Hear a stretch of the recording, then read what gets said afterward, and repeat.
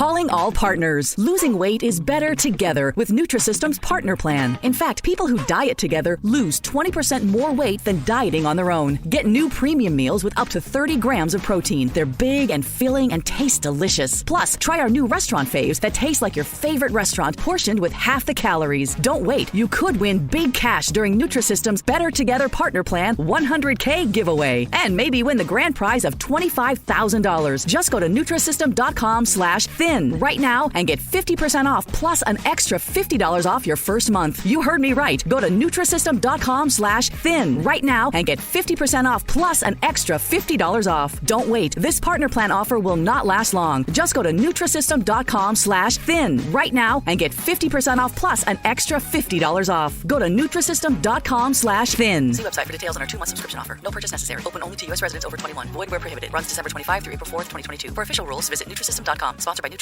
Inc.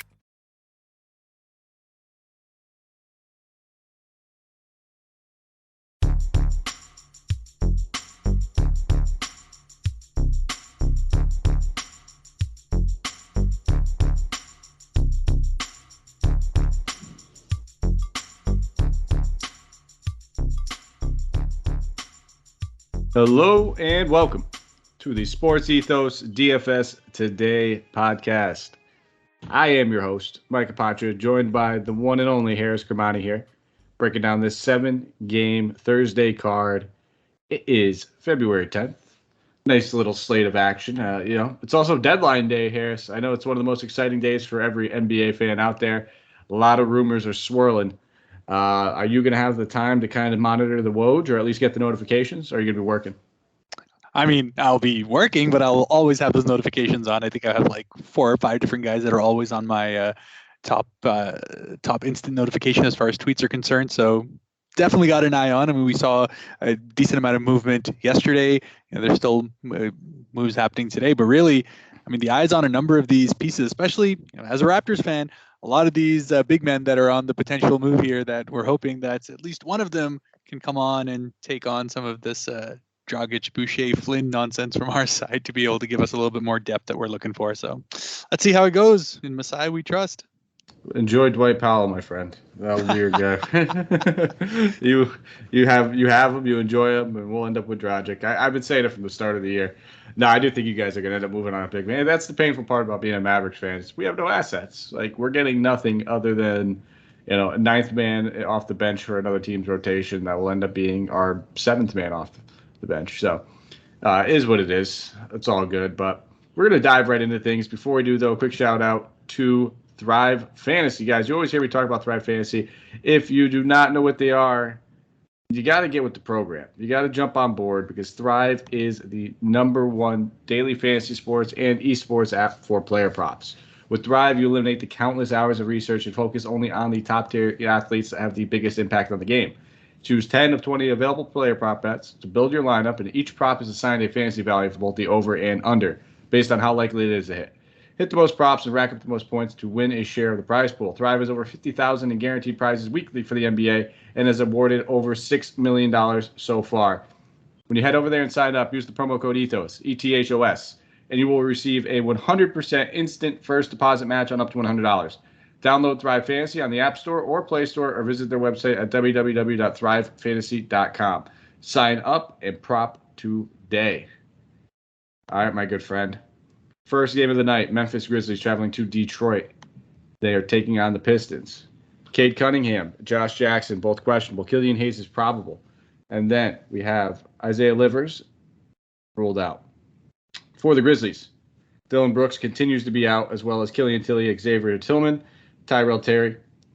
Check Vegas for the odds on this one. Looks like it is a 225 game total. Memphis favored by 9. Pass it over to you. Talk about the Grizzlies for me. Yeah, and much like the rest of the top of the West, they're all on crazy winning streaks right now. So they're all just trying to do what they can to keep it going to make sure that they maintain their spot. And Grizzlies are definitely going for home field advantage here. And at a 3-game win streak here, they'll be looking to get it to 4 in a game that probably isn't one from a fantasy perspective that I'm all super interested in. I expect it to not be all that close, even though Detroit's at home. I'm going to go ahead and just straight up avoid in this matchup. I think there's other superior options in the 9,000s as far as this slate is concerned. But I do have interest, as I always do, in Jaren Jackson. more so for this kind of a matchup where he will be an absolute nightmare for for Isaiah Stewart, who's been getting more minutes now. I'm going to talk about a little on the other side when I get there. But even though he didn't have a great game the first time around, just in general, he's just been on fire as far as his production's concerned. And it's not even with great shooting by and large. I mean, he's had 2 out of 3 games where he shot well, but it's the boards that are finally getting back up to a level that you expect. He's been on 6 boards a game for the season, and frankly, that's below where he should be. But we've seen 2 double-digit rebound games now, and his stocks are getting back up there as well. I mean, averaging about 2 stocks a game in each of those, each of the last 5, which is excellent. And as far as his price tag is concerned, at 7,300, there's lots of room. Even if he plays only about 28 to 30 minutes, you should be able to pay that off pretty consistently. So I feel pretty good about that. Also, Desmond Bain, just from a situation where he needs to get right. He's had 2 off games now, and that's brought his price tag down. And I feel it is just a bit too cheap now. And with small forward eligibility, a guy who's going to be shooting somewhere close to 20 shots a game when everything is normal and going for him. He's had 2 stinkers, in fact, 3 stinkers as far as his shooting is concerned. But I do believe that he'll get himself right. There is lots of upside here against a Detroit team that's obviously struggling, obviously tanking, could potentially be without some of their players if trade deadline stuff ends up working out. So we're going to have to keep an eye out on all of that. But those are my major targets. And then, of course, if you're a GPP hound, DeAnthony Melton is always in play. Same with Brandon Clark. It's one of those where even if things don't work out, they'll probably hit somewhere close to their 5x value. But of course, if they happen to have a great night, which they always can, it's one of those guys that can absolutely just tear open any tournament. Yeah, and both those 2 guys, Clark and Melton, they're pretty much, I wouldn't say they're like matchup-proof guys, because the number one thing we worry about those guys are the minutes. But they probably both see a little bit of extended run if the game were to get out of hand, like you think might happen as well. But I'm with you on the 2 main guys with Desmond Bain, Jaren Jackson. I think Bain's probably the guy I'd end up with the most ownership on out of those 2. But I definitely don't mind taking stabs at the other 2 as well. Just probably won't go overboard. I think, like you said, though, they make for good tournament options where you're just trying to differentiate your lineup. On the other side of the ball, I know you wanted to talk about Isaiah Stewart. The minutes have been up. 5,400 is a fair price tag for him. He's going to be brawling with Steven Adams. These are 2 of the larger and tougher guys in the league. So there's going to be a lot of man muscle smacking against each other, man. It's going to be a battle between these 2. And I don't mind that price tag whatsoever. Just as long as he's playing 29 or more minutes at 5,400, he can easily return the value. Now, again, we do have a couple things to worry about. And if the game does get out of hand, they have options between Olynyk, Garza, Trey Lyles. Wouldn't shock me if one of those centers are on their way out during the trade deadline. We kind of have to monitor that. But I think he's probably a safer tournament play than cash, is my opinion on it, just because I am worried about this game total, or not the total, the line itself. And if it does get out of hand, I think he's probably looking more along the 24 to 25 minute range.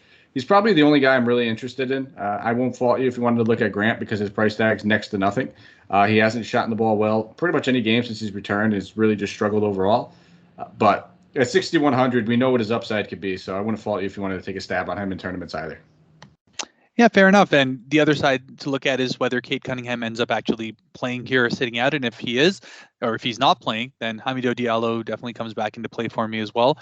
Again, his shot attempts are always going to be there. As long as he's on the floor for 25 minutes or more, he's going to jack up 14 to 15 shots, no problem. And then I said the other aspect of it is just what ends up happening as far as the trade deadline is concerned.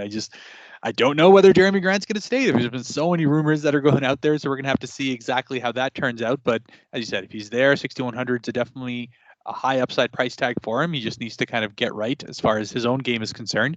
Also hasn't been shooting all that well for 3 games straight, but the price tag's just too cheap.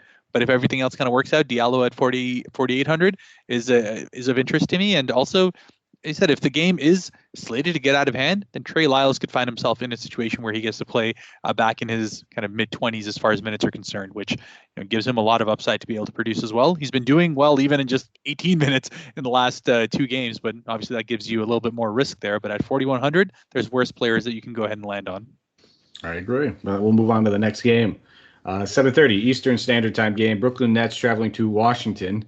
This one has some deadline implications. I guess you could say both teams have been rumored to be shopping a few players. But we have Aldridge, Durant, Harden, Joe Harris, Paul Millsap all ruled out. Nick Claxton is questionable. And then we know Bradley Beal is ruled out for the rest of the season. Daniel Gafford still in these health and safety protocols. As far as NBA, I'd be surprised if we have a line. We do. 221.5. Washington favored by 1.5 points.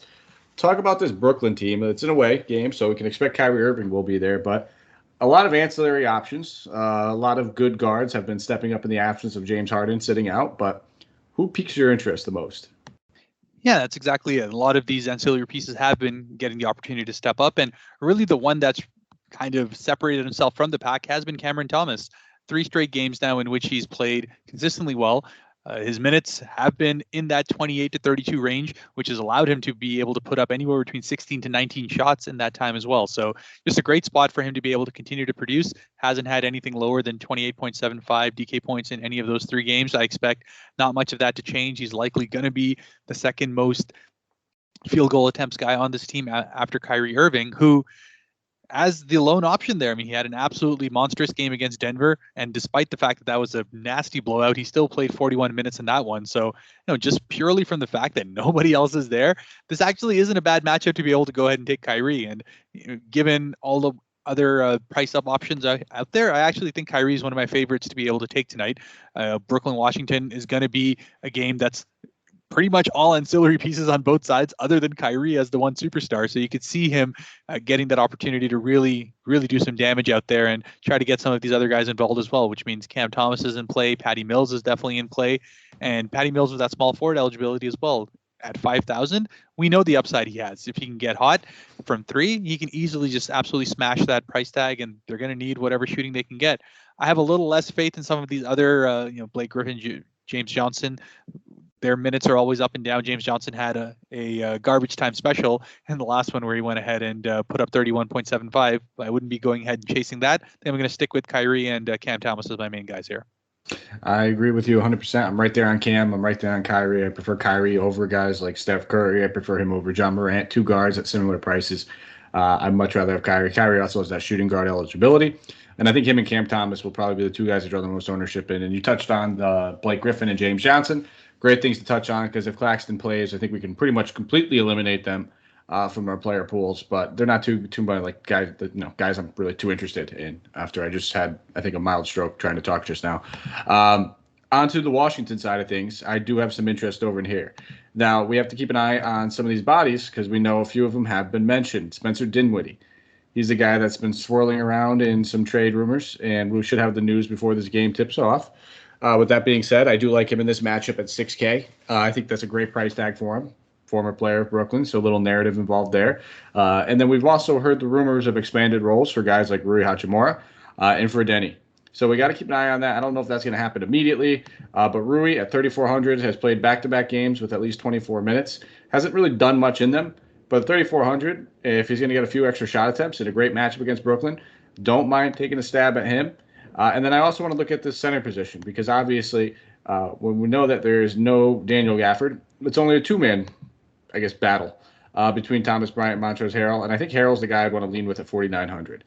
Wouldn't fault if you want to go to Kuzma. Obviously, he's a great option. He's been very consistent outside of the last 2 games, especially when Beal's been off the floor. So really, it's going to be those 3 guys for the most part. It's going to be Harrell. It's going to be Dinwiddie. Maybe if you want to take a stab at like a Rui.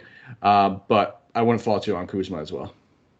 Yeah, absolutely. And I think the game line is kind of indicative of the fact that these guys are going to have to produce if they're going to keep it close. Otherwise, Kyrie and the others are going to just run amok on them. Someone's going to have to score on the other side.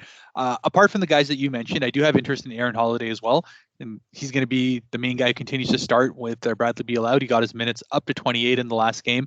His shot attempts are pretty consistent at about exactly 10 in the last 2 games, but it's been the ancillary stats that have started to pick up over time. I do think he's going to get more of an opportunity to be a ball handler with Bradley Beal out, with Washington trying to see who can actually be something of a productive nature as far as their guys are concerned at this point now. So at 3,700, a starter, I think that's a great spot to be able to go ahead and take him.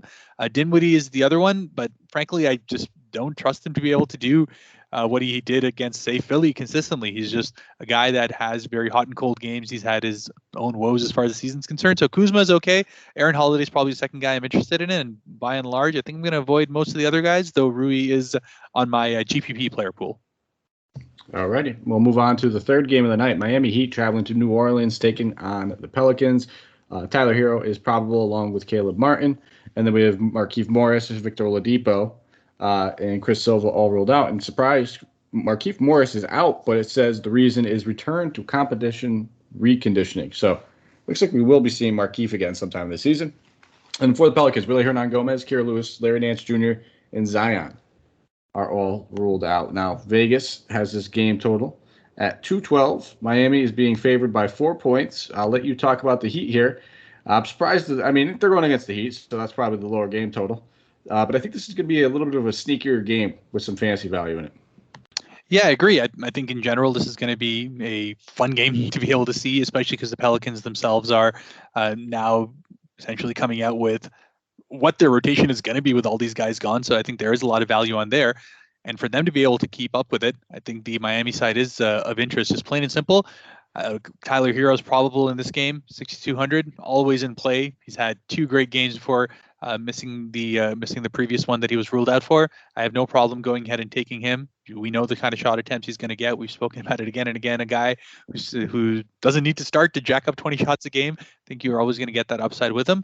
And Kyle Lowry on the other side as well. He's looked great in the 2 games that he's come back. Hasn't had a huge buffet as far as field goal attempts are concerned, but he's being efficient on there. His minutes are there, which is what's most important. And at 6,700, I'm always very comfortable taking him in that price range just because he's going to get his dimes. He's got 5 and 6 in the last 2 games, but he's been consistently close to double digits for the vast majority of this season. Him and Bam working together has been excellent. So I expect there to be a good bit of upside over there, especially if the Pelicans can keep it close. As always, I mean, Jimmy at 9,300, I think is a good price tag if the game is staying as close as otherwise is looking.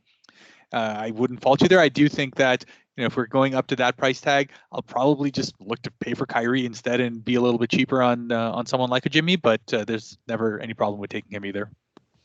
No, I'm kind of right there with you. I think I prefer Kyrie a little bit more. Solid spot for Bam, but I think Kyle Lowry is probably the guy I'm going to be the most interested in. We haven't seen one of those even mediocre games from really Kyle Lowry since he's been back. That one game against Atlanta, which is also a fantastic matchup. But I mean, you probably heard me mention it plenty of times on this show.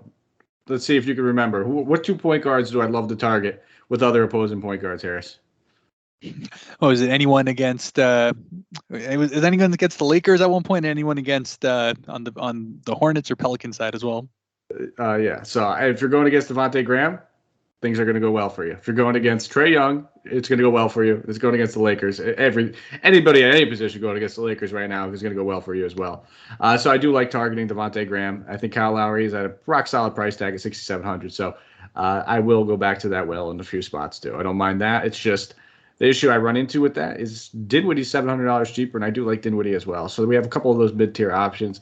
I was even looking at my player tier for later, and I was like, I kind of like both these guys, but I probably overall still think I'd lean Dinwiddie slightly, just because I know I might want to run it back with some of those Brooklyn pieces. And on the Pelican side of the ball, there's not a whole lot I love here. And now I'm on the Jackson Hayes trade. I've been playing plenty of him. I just don't necessarily love him in this matchup. I think 5,600 is a very, very fair price tag. I probably will end up having a share or 2. I'm not going to go overboard like I have been. It's not an enticing matchup to target too many people going against Miami. He's probably the one guy I have the most interest in. I love Jonas's price, but also going against Bam Adebayo is not something I like to do. So I think when it's all said and done, I think Jackson Hayes is probably the only player I'm going to have in my player pool, and I'll leave it there and feel pretty comfortable with it. CJ will be in this matchup, so we're going to start to see some of the usage dwindle from other players, and I don't want to target CJ in his first game here with Miami. So I think Jackson's probably the only guy I have any interest in. Yeah, I'm right there with you. I think Jackson has been the primary guy I've been targeting on this side as well. And we'll have to see how CJ actually works out because, I mean, 8,200 as probably, if not the first option, then 100% like 1A as far as this team's concerned is going to be something to be pretty interested in as far as the rest of the season goes, especially because the Pelicans are going to be making that hard run as far as trying to get into at least the play-in tournament. So we'll see how that works out. But I'll stick with Jackson Hayes for now. And I always love myself some Herb Jones on the other side as well. But he's pretty much continuing to do that one good game, one bad game. And it looks like he's coming onto that alternating bad game here. So maybe I'll take this one on the chin and catch him on the next one. I like it. Take it on the chin. Toronto Raptors traveling to Houston, 8 p.m. Eastern Standard Time game. For the Rockets, Usman Garuba ruled out. Eric Gordon's questionable, most likely going to be traded. The Raptors, second half of back-to-back, so we do not have an injury report for them. 223.5 game total.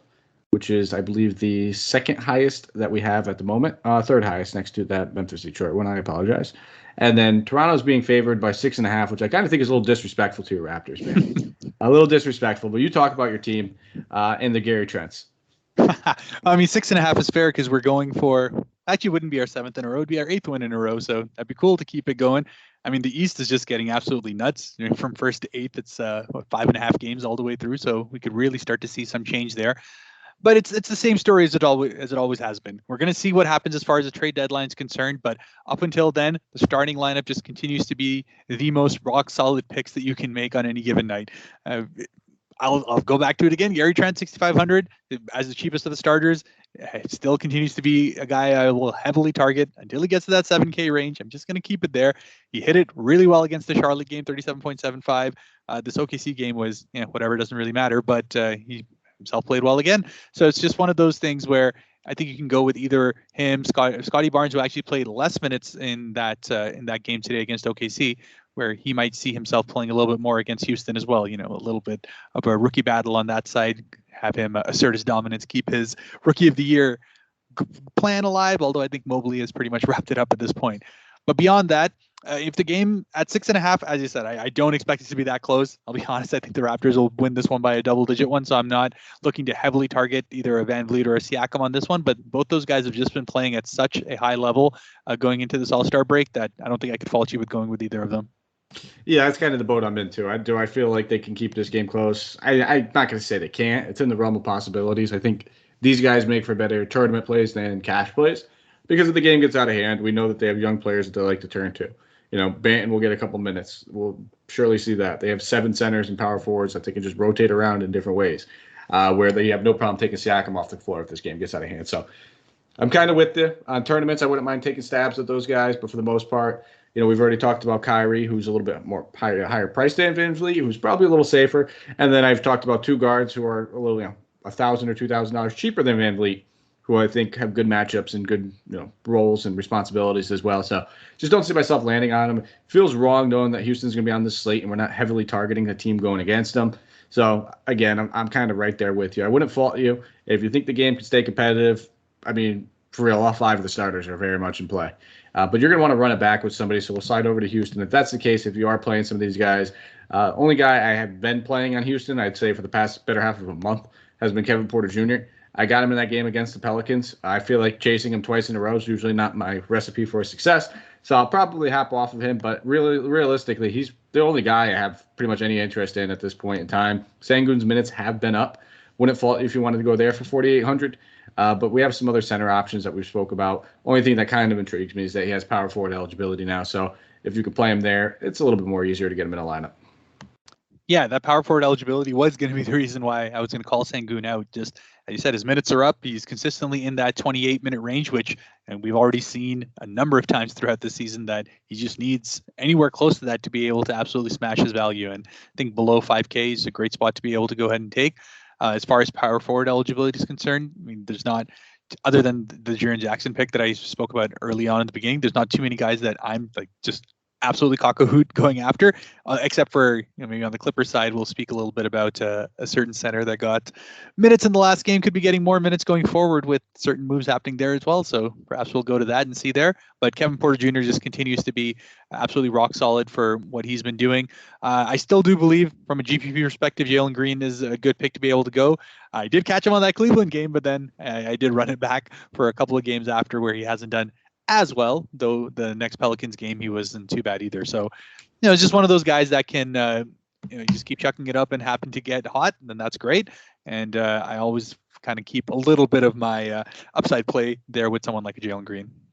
Absolutely. Well, that was a good segue because now we will talk about those Clippers. They are traveling to Dallas, actually going to the rematch of this game on Saturday. Pretty excited for that. But we'll get to the injury report here. For the Mavericks, Sterling Brown is questionable. Kristaps, Tim Hardaway Jr. both ruled out. Clippers, Paul George, Kawhi Leonard. Only main guys that we really need to talk about, Preston, Jay Stroud, both those guys both ruled out as well, but they generally don't play on most nights anyway. 214.5 game total. Dallas being favored by 5.5. Lead with the elephant in the room, my friend. Yeah, and the elephant in the room is right at my heart with Hardenstein at 3,800. Finally got his real opportunity in that last game. Serge Ibaka was a DNP, and I have a feeling he's on the move as far as the trade deadline is concerned. We're going to have to see if that actually materializes. But in general, I think we're going to start to see Hartenstein get more of an opportunity to actually go ahead and play. We saw the upside in that Memphis game. I don't even necessarily think he needs 28 minutes to be able to do that. Zubac's had some foul trouble early, which allowed him to get in a little bit more. But just in general, he's just clearly shown himself to, in my opinion, be the best option for them in that front court. So a huge play for me. I think he's going to be highly owned as well, but frankly, he's going to be worth it to be able to do that. Batum is down to 3,700, which is for good reason, because finally, I didn't understand why Covington was the 10th guy to come off as far as the bench was concerned in that game, but he did end up getting to 29 minutes over there, which to me at 5,000, as a personal fan of Covington, I think he's getting more involved with the offense in this team now. He's going to get the opportunity to be that little bit more of a Swiss Army knife guy that he has been in teams that actually know how to use him in the offense. So he's great. And then Norman Powell, 6,800, first option, clear cut on this team. He's been shooting lights out in the 2 games that he's come there. It's the ancillary stats that still need to kind of pick up to be able to get there. Not my favorite pick to be able to go ahead and throw in at 6,800. I think Gary Trent at 6,500 is probably what I like more. Come on, man. No way, man. Come on. Man. Yeah, man. Because I don't think the answer. So basically, my problem, as much as I love Norman Powell, and I probably will jump in it, I don't know if he's, first of all, getting to that 30-minute mark just as of yet. The Clippers just seem to be running with like 9-10 guys, and they're just like, yeah, let's just throw everyone out there because, this season is pretty much a lost cause anyways until we try to figure out what's going on.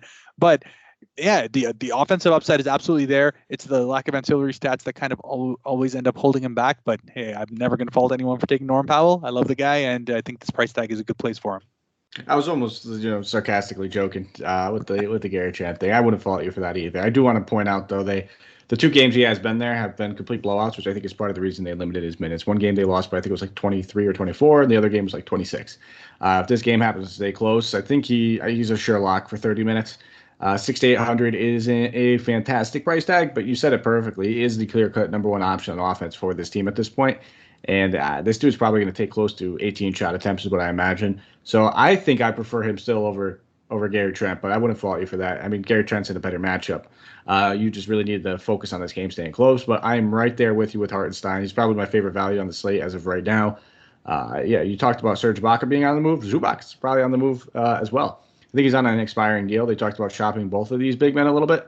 So I wouldn't be shocked if one, if not both of these guys are traded, and they just begin to lean on Hartenstein very heavily going into the rest of the year, playing a little bit of Marcus Morris at the backup 5 when they need to, which I think is part of the reason why they wanted Covington, so that they could start playing Covington at the 4 if they want to go small ball and play Morris at the 5. It gives them a little bit more versatility, and then they just can slide Powell up to the 3. And then, as we know, they have a plethora of shooting guards between Coffey and Mann to pair with Reggie Jackson in the backcourt, which I don't even think they're done shopping. I think they're going to end up getting at least one more pick and piece back from one of those big man trades. On the Dallas side of the ball, not really interested in a whole lot here, my friend. I do think Luka is always in play. I think that Giannis is a better play if I'm spending $12K. That's just the way I'm going to approach the slate and how I am approaching it. Now, granted, on the last slate, I had both Luka and Giannis, and it worked out well for me. But I just think that, 12-4 is an expensive price tag, and I think Giannis is in a more competitive matchup. And we saw what Giannis did to that Suns team during the finals. He had no problem getting 60-plus DK points on a regular basis against him. So that's probably the route I'm going to take. The only other guy I think is possibly even worth mentioning at this point might be Reggie Bullock at 5,200. But at 5,200, there's better options, I think, out there where I just don't think I need to go to really anybody over here on Dallas. Yeah, no, I think you've pretty much got it. I think Luka will probably get to like 4.8x on his value, which at that price tag, there's just better options to be able to go ahead and get. You just don't trust him to be able to get 60 plus in this kind of a matchup right now. I don't even know if they'll keep it that close for him to do that. And Reggie Bullock, as well as he has been playing 5,200, there's just not enough ancillary stats coming from him outside of his like couple of freak rebounding games, which I can't really rely on to be able to do at any sort of consistency. So I'm just going to go ahead and avoid all these guys and move on to the next game. Knicks traveling to Golden State, taking on the Warriors. For the injury report, Warriors on the second half of a back-to-back, but we know that Otto Porter is most likely to sit. Steve Kerr came out and said he was going to sit one of these games in the back-to-back. He played tonight, so We'll likely sit this one out. We'll probably get Klay Thompson back in there as well. Looney ended up shooting up. And then for the Knicks, R.J. Barrett is doubtful. Do we finally get to see Cam Reddish is the question. And then Quentin Grimes, Nerlens Noel, Mitchell Robinson are all questionable. And then Derrick Rose continues to be out. And then for the Vegas total, we're looking at 217, 8.5-point spread being favored to the Warriors. I will pass it over to you and answer that question. Do you think we get Reddish playing any significant minutes? Or is he still – I mean, if he doesn't play with Barrett out, I don't know when they're going to play him. Yeah, exactly. At this point, if they're going to play him at some point, they have to play him now. So, I mean, at 3,600, I'll probably go ahead and take the shot at it and see if he can get himself up to 25 to 28 minutes. But really, I think it's going to be Alec Burks that just Tom Thibodeau loves him. They're going to get more of an opportunity to get him up to that 30 minutes mark. He doesn't have the greatest upside ever as far as his points are concerned.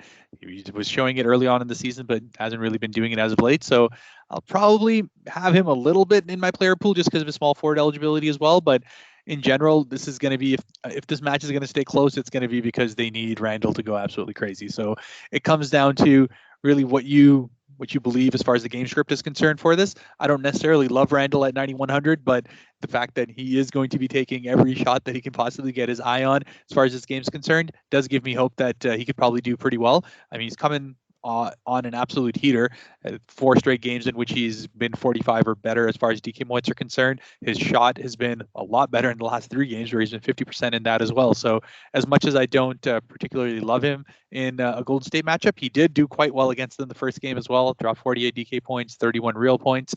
So I think he's in a pretty good spot to be able to produce. And if the Golden State Warriors don't absolutely go crazy, then I think Randall could find himself in a pretty good shot to do 5 to 6x here. Yeah, I don't fall short on the Randall call either. I think that, like you said, if this game stays competitive, it's good because he's playing well, or Evan Fournier is having one of those games where he's actually shooting the ball somewhat well. I do like Alec Burks at 4,800. He burned me in that last one. It's just always tough targeting a guy like him because they rely on him for his defense, and that's why Thibodeau loves him so much. He is the polar opposite of Kemba Walker defense, where when you're going to be the defensive point guard, you're going to be chasing a guy named Steph Curry around on the floor all night long. And that tires you out. The guy plays crazy running off those off-ball screens, really kind of forcing that guard to just chase him around, run into some bigger bodies. So I don't fault you if you want to go there at 4,800. I think we've talked about a couple other options around that 4,800 range. It really just comes down to, I guess, if you're playing anybody on Golden State where you want to run it back with some action, kind of correlate your lineup a little bit. I think Taj Gibson might be worth a look if we see that both Robinson and Noel sit out. Obviously, if just Robinson sits out, you can look at Noel. Probably not a matchup I want to pay 5,600 for Robinson. So for the most part, it's going to be Taj Gibson based on the news, probably a little bit of Alec Burks. And if you have the stones to throw a dart at the wall and hope that you hit a bullseye with Cam Reddish, again, this would be the game to do it. But Hardenstein's the better play at that price tag. On the Warriors side of things, I think Klay Thompson at 6,500, certainly in play. We know that he rested in that Wednesday game, but they increased his minutes limit to he's now able to play 30 minutes. At 6,500, the price tag continues to go up. It was 63 last time. But now we're talking about at least 31 DK points in 4 out of the last 5 games. He has the upside to just be lightning in a bottle. The shot's been actually falling much better. He's starting to get a little bit more comfortable. We're going to see it game by game. This dude's going to get a little better each time. So I wouldn't fault you if you wanted to go there. Not playing Poole. Porter Jr. likely to sit, which would obviously give a little bit of a boost to a guy like Kuminga at 4,300. But he'll have his hands full trying to deal with Randall. But at 4,300, he's in play. So those are the 2 main guys I'd be looking at. Anybody else I did not mention that you're interested in? No, I think you've hit those one on here. As long as I'm avoiding Curry, which I plan to do on this one, Wiggins remains the main guy that I'm looking at. And I do think I like Poole to be able to play on this matchup. I mean, he himself has been playing well in the last 3 games. Yes, he won't have that 24 shot attempts that he got against San Antonio, but and again, that 6,000 price range is one where there's a number of guys that you could potentially go to, and all of them have great range to be able to go and get to that 6x mark. But between Desmond Bain, Gary Trent, and Norman Powell, I'd probably be preferring all of those over Poole. So that's where my tier list would go as far as that's concerned. All right. Final game of the night. We have Milwaukee traveling to Phoenix, a little rematch here. For the Bucks, Grayson Allen is probable. George Hill, Brook Lopez both ruled out. And then the Suns look to be completely healthy outside of the bodies that they've been missing. And Kaminsky, Abdul Nader, Campaign, Dario Saric, and Landry Shamet. Game total's 232.5. Phoenix favored by 3.5 points here. Side game total. It's a close spread. Where does Giannis rank for you? Yeah, and straight up, I'm going to say this is going to be the game of the night to watch as a real basketball fan, but also just from a potential, finals rematch. There's so many stories that go over here that Giannis is absolutely in play for me. It's between him and Kyrie as to who I prefer the most. I do think Giannis has the capability to just absolutely go crazy in this game. He's going to be required to play 35 minutes in this one. I don't expect him to be able to sit out early. Phoenix is not going to be going away anytime soon. So 100% one of my key plays to be able to go ahead and get over here. And that allows me to then look at the Phoenix side, in which I have a little bit of interest as well. But plain and simple, it's been Giannis for me, and it's been Bobby Portis for me. Those have been the two major bucks that I've been targeting. Drew has always been solid. I think that price tag is pretty fair for how well he has been playing. I mean, his last two games have been way above that, but you know that he'll usually end up in that kind of mid to high 30s range on a normal game, unless he happens to have a better shooting night than normal. So a little bit of risk that you're taking, but if Giannis is having a good game, it's because Drew is probably getting the ball to him, to those double-digit assist totals that he's been getting in the last two. So that's great. That allows me to kind of say that I don't want to take Middleton in this matchup. Just in general, I think the offense is going to go mostly through Drew and Giannis as far as this game's concerned. Middleton has kind of been more of an ancillary piece than he has been in the last little while. Hasn't been shooting necessarily all that well in the last 4 games as well. And just by and large, looks a little bit more passive than we've usually seen him. And it's kind of like off and on for him. You'll see when he gets on and when he gets going, and he hasn't really had that breakthrough game since the Sacramento matchup. So I'm going to see until he actually shows me that before I think that I'm going to go ahead and take him, even though his price tag is actually pretty good. Yeah, no, I like to kind of look at him when he's under 8K, but I'm kind of with you. Plus, he's most likely going to have the defensive assignment of Mikal Bridges all over him. I don't think they'll put Bridges on Giannis, but I guess we'll have to see. But I'm right there with you. I think Giannis, if I'm spending over a price... Winter Olympics are streaming on Peacock live. Your all-access pass to stream every event, every day. Yeah! The Winter Olympics on NBC and Peacock. At SheFit, we're tired of hearing new year, new you, fat-burning secrets, and lose weight fast. The only thing you need to lose is self-doubt. The body you're in deserves respect, love, and support. Support you're not getting from your current sports bra. It's time to experience the only sports bra that actually does its job and outperforms the most popular brands on the market. It's time to feel real support from SheFit. Save $10 today at shefit.com/2022. Like over Kyrie, it's on Giannis. So there's no question to me. 12K in a matchup where he's probably going to give it his all, bring everything he's got to the table. The Suns didn't have an answer for him in the finals, and they haven't really made the roster moves to have an answer for him now.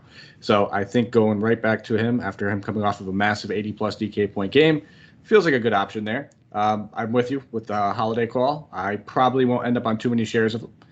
Just based on some of the other things that we've already spoke about, and some of these other guards that we spoke about in that 6K range, where from a lineup standpoint, construction, I don't think I necessarily need to go that way, but he's certainly in play. Those are probably the two primary targets I'd be looking at. Don't hate Bobby Portis. We know his upside. He's always got a pretty solid floor, and at 6,800, that does feel a little bit too cheap for him, so he'd probably be the third option to round it out. So we're pretty much in agreement there.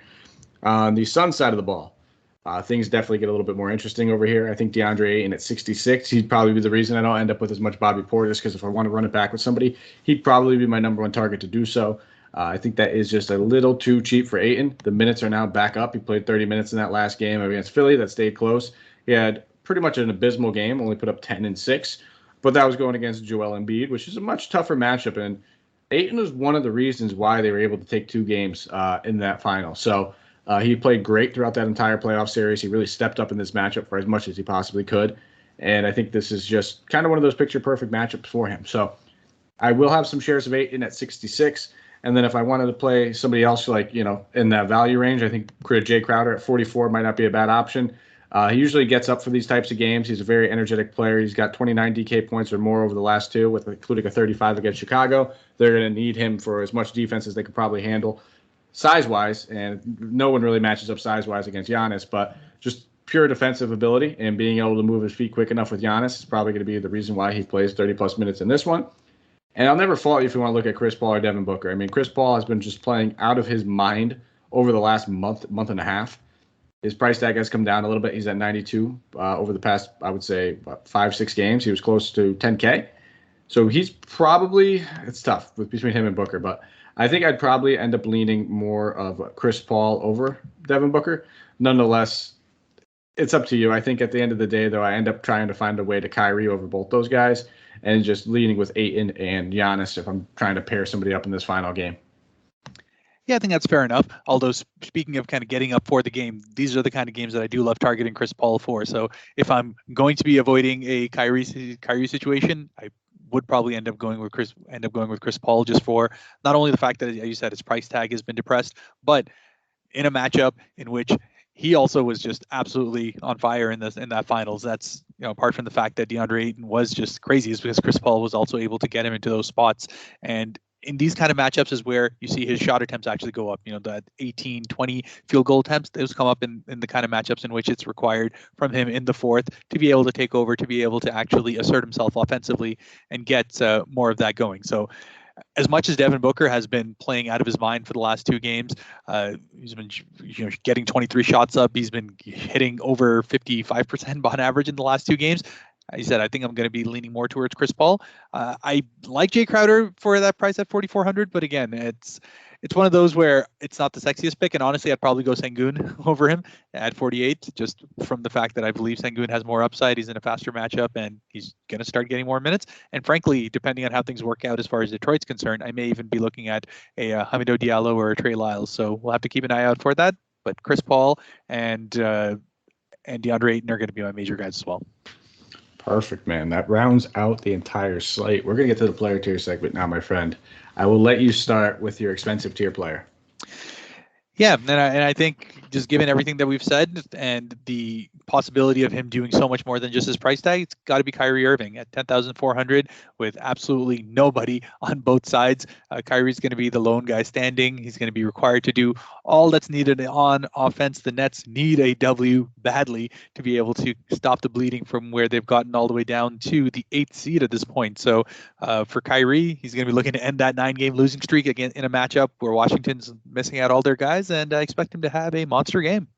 I'll take the cop out and go with Giannis. Easy cop out right there. I just don't like a lot of the other spend ups on the slate, and pretty much those are 2 of the only primary options over 8K. Maybe outside of, like we talked about, maybe like a Chris Paul, that I see myself having ownership, and I see myself having significant ownership in those 2 guys compared to Chris Paul. And then for your mid-tier option, and this is where it's like, do I do it? Do I do it again? No, just do it. No, I'm going to go ahead and go with what I spoke about earlier. I think Desmond Bain is in a great spot to be able to go ahead and get right. We've seen just how impressive he has been throughout the season as far as his offense is concerned. He is a legit 2nd to 3rd option on that team as well, and just has been having a bad stretch of shooting games.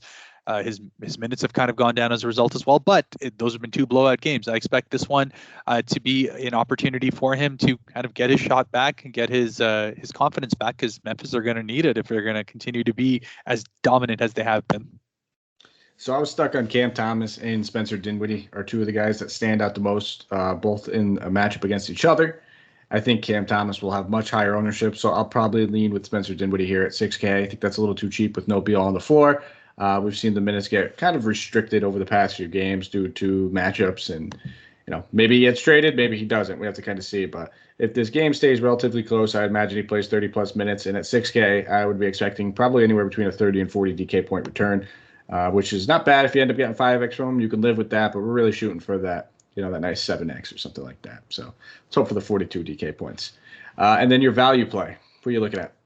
So here I was going to say, I thought we were going with 5K or less for the value, because Cam Thomas was going to be the guy that I oh, no, my friend. It's 4,900 or less. 4,900 or less. All right. Well, then, in that case, I'm going to go ahead and go with the easy cop out as well here. Isaiah Hardenstein, 3,800 is just going to be a guy that doesn't need any more than, frankly, 16 to 18 minutes to be able to go ahead and break that value. He's just so incredible as far as points per minute are concerned. Obviously coming off a great game, so he's going to have a good bit of usage, or a good bit of ownership. But I think this is the kind of chalk that you have to eat, especially if any of these moves happen. So definitely keep an eye out for the trade deadline at, 2 p.m. tomorrow? It's going to be tight. Here I am thinking you're going to say Sengun and just leave Hardenstein for me. Of course, you didn't do that, though. You're a good guy. I was between two guys then after I had a feeling that you might take him. And that would leave me with probably either the likes of Jay Crowder, who we spoke about. I spoke about, I am pretty interested in just based off of this matchup. And it also left me with Kuminga at 4,300. I think both those guys are very similar price tags. Kuminga comes with more risk. I think that he's probably your tournament play, and I think Jay Crowder would probably be the cash play just because he's got a pretty consistent role in these matchups. I wouldn't be too worried about it. If this game gets out of hand, we could see Kuminga get into foul trouble pretty easily against a guy like Julius Randle, and it might be tough for him to stay on the floor. So I wouldn't trust him in cash lineups, but in tournaments, I think I'll rock with him. A little bit of a cop-out answer because I kind of gave two, but just my thought process, if I could speak, behind it. And then now we'll slide over to our Thrive Fantasy picks and some decent options on this slate, my friend. I will let you lead it off. What is your top Thrive Fantasy option? And then maybe tell us why. Yeah, and I think there's just a lot of these ones that are just great at that nice round 100-point mark. And I think there's a couple that I could go with, but I think Kyrie, again, at 30.5 total, over at 100 points and rebounds combined. Honestly, you could probably beat that just in points given what's going to be required from him offensively. So I feel that's a pretty solid lock to be able to go ahead and get that in there and, yeah, rack up those 100 points. But since you gave two on the last one, I'm going to be a little cheeky and go ahead and do that too. And I think that Jordan Poole is actually going to be another over at 100 points for his 20.5 total as well. So can you real quickly? Can you just say the first one again? Because you cut out on my side, and I think it might have been my end. I don't think it was your end, but just in case, if it ends up cutting out as we record this, just so our listeners don't miss out on your Thrive picks. I heard the second, just not the first. Fair enough. Yeah, the first one was Kyrie Irving, 30.5 total points and rebounds. I do believe he'll be over at 100 points. Fair enough, my friend. And then that's the one I think was standing out the most to me as well. I thought that was just kind of pretty much a sure lock if I had to see a sure lock. I'm looking at a couple. I think the under on the Jeremy Grant 18.5 points. I think with the way he's been playing, he could easily hit that, but he's been struggling getting his feet underneath him after that thumb surgery. So that's 105 points. I felt pretty solid about that one. And then if I wanted to look at another one, I'd probably look at the Bam points, rebounds, assists at 33.5. That would give you another 105 for the over there. Those would probably be the two that I would point out. And that's everything. So as always, thank you guys for tuning in. Thank you guys for listening, taking the time out of your day to go onto your podcast app, to open this up, hit play, and put us into your ears. We always do appreciate it. But since you guys went through all those steps, what's one more? Go 5 stars, thumbs up, subscribe, wherever you listen. Follow us on Twitter. At Mike Apotria, MikeApotria. You can follow Harris at HAK_Devil. That's HAK_DEVIL. And we'll be back tomorrow. It will be Mr. Santino. It'll be Dave Menkoff. They'll be handling that Friday slate for you guys. And a little update for you all. You're going to get to hear Harris a little bit more now. He is going to be taking over for Santino on those wonderful Sunday slates. So you're going to be doing double time, my friend. You're going to be doing a Sunday morning show, a Sunday night show. You're going to be putting in the man work, the man hours, and you're going to give the people what they want, and they're going to get to hear you a little bit more. So super excited for you to start doing that for us, man. Santino's schedule and Harris' schedules, they needed to switch because work happens. So Santino will be writing a couple more articles for us over here, and you will be podcasting a little bit more. Glad to have you on the airwaves a little bit more, though. I think it's going to be awesome. No, I'm looking forward to doing it. As long as people don't get annoyed of my voice, I'm happy to talk as much as I can about ball, especially with the trade deadline coming up, man. This is always the most exciting time of the year for me personally. It's 33% more Gary Trent advice is what you guys are going to get right there. So, you give good advice, man. Outside of Gary Trent. No, I'm just kidding. But thanks for joining me, man. It's always a good show. Is there anything else you want to leave us with before we get out of here? No, not at all. Just as Mike said, get on there, give us those 5 stars, and we'll just keep coming at you with all the best tips that we can possibly give, man. That's it. Well said, my friend. Thank you guys. Take care, and let's go take down a tournament.